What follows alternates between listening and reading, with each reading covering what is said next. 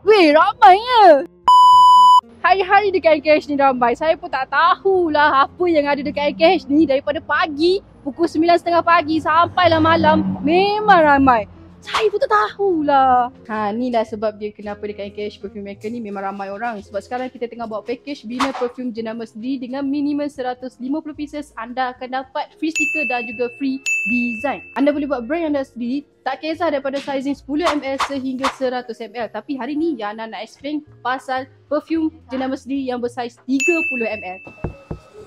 Ni salah satu mesin untuk print out jenama sendiri, print out stiker jenama sendiri yang anda nak buat. So ni salah satu contoh.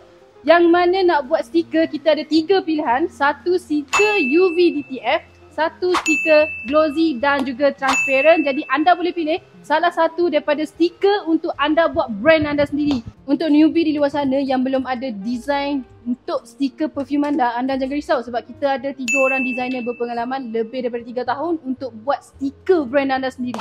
So inilah botol yang bersaiz 30ml, modal serendah RM14 per pieces dengan minimum anda kena ambil lebih kurang 150 pieces. Dan pilihan wangian kita ada lebih kurang 750 jenis wangian.